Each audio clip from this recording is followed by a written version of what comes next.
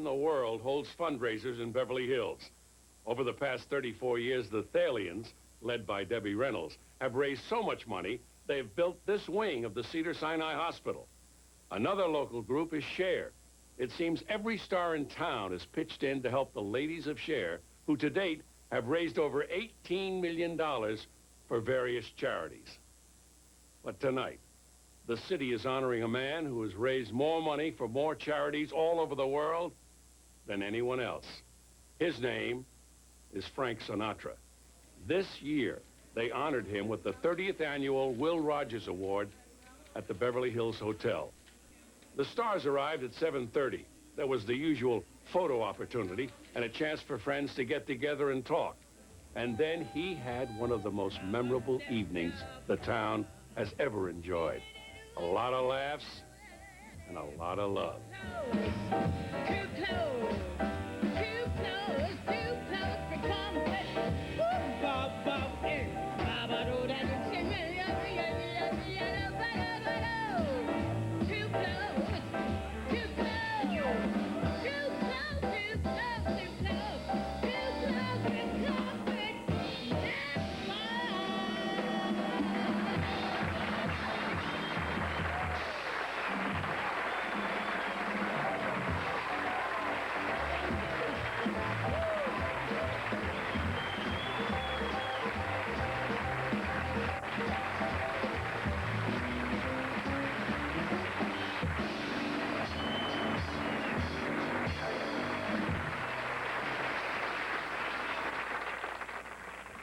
In Nancy Sinatra's book, she describes her father as Don Quixote in a tuxedo, a blend of toughness and tenderness, a model of consistency as an artist, as a man not without his contradictions, and a fellow who treats the room to caviar and champagne and himself to a hot dog and a beer. Nancy says that defining her father is like trying to define electricity. Others say upsetting her father is like sitting on electricity. No one could ever estimate how many people may have been conceived to the sounds of Frank Sinatra's records. But looking around the room tonight, I would estimate that at least half of you wouldn't have been born if your parents had been fans of Snooky Lanson.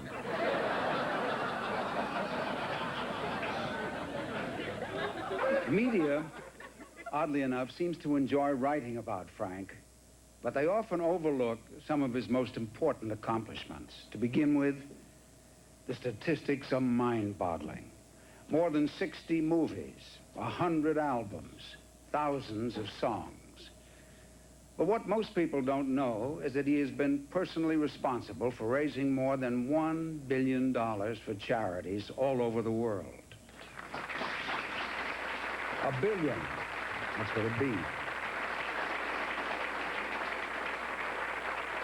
A song is really a 4-minute play, and it has to be interpreted.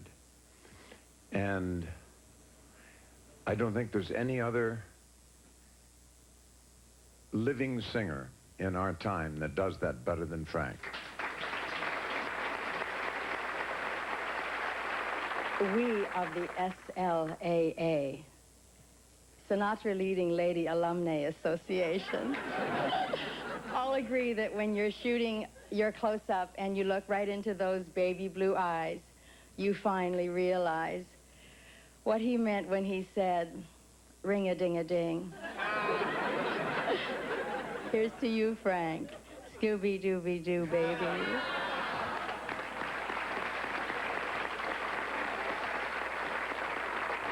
Frank and I don't know whether you remember, but we worked together in London a long time ago on a film called The Road to Hong Kong.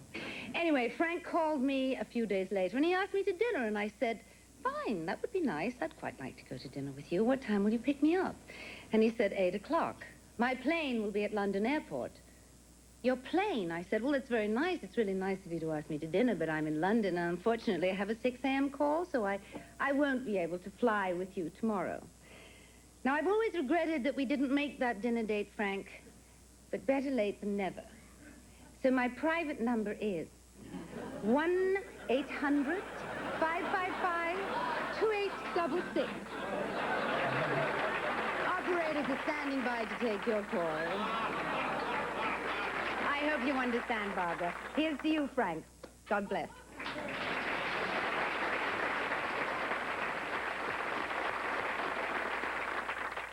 Congratulations, Frank. And I've got to be honest with you. When I called the midnight escort service that I work for,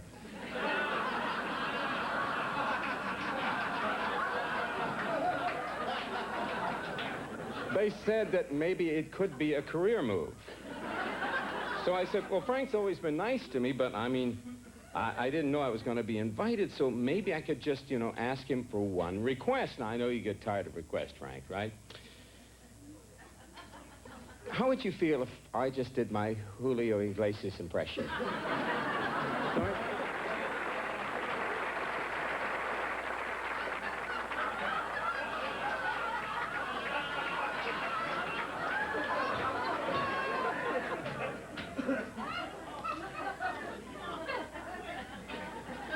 To all the girls I loved before, were traveling and all my dogs. I'm glad they came along. I dedicate this song to all the girls I loved before. Frank, I know there's some nights you'd like to be a Barbara in Palm Springs, and, maybe there's a date. So if you don't want to go in for the evening, call me up. I got a tux, I got a tan. I can be there in 10 minutes, and God knows I love you.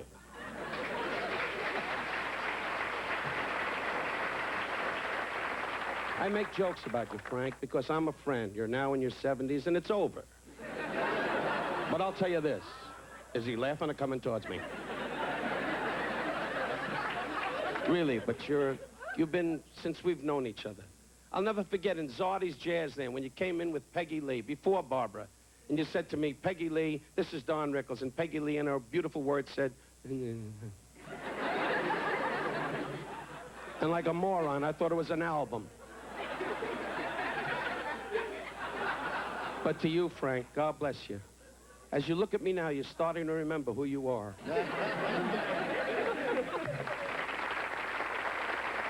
Now, ladies and gentlemen, it's my pleasure to say the two most exciting words in show business. Frank Sinatra.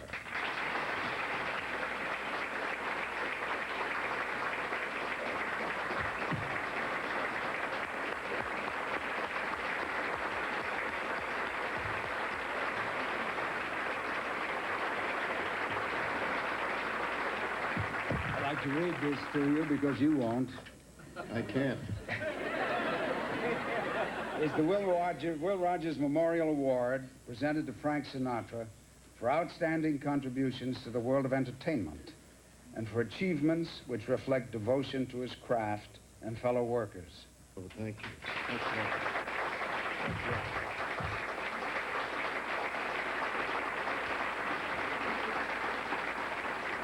That's very nice. That'll fill the hole where the radio speaker used to be. No, I'm joking.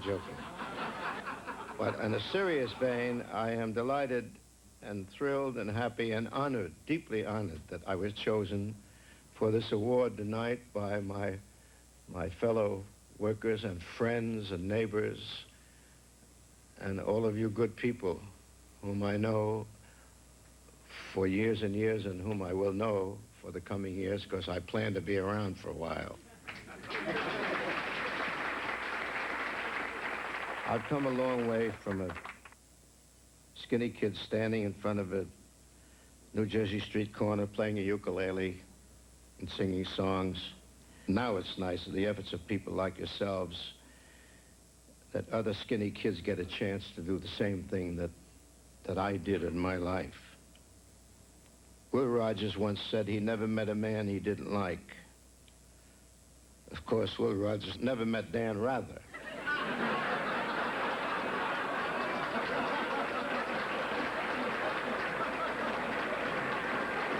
I said that. I just thought it was kind of fun.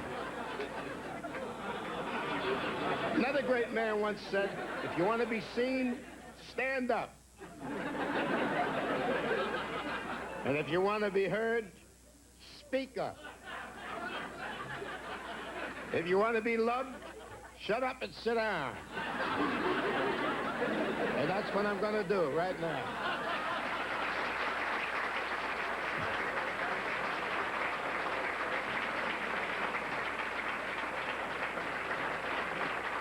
Ladies and gentlemen, here is Frank Sinatra, Jr.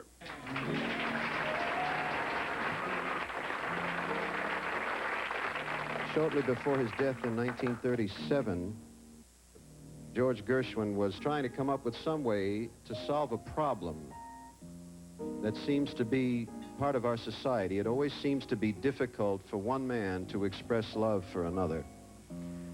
Of course, I have a little impunity, I think, being a relative. Speaking on behalf of my sisters and I want to give to you the salutation the way Ira Gershwin had it at the time, and I think it's very appropriate, by the way. This is for you, Dad. It's very clear our love is here to stay, not for a year, but ever and a day. The radio and the telephone and the movies that we know may just be passing fancies, and in time will go. But oh, my dear, our love is here to stay. Together we're going a long, long way. In time, the Rockies will crumble, Gibraltar may tumble, but they're only made of clay. But our love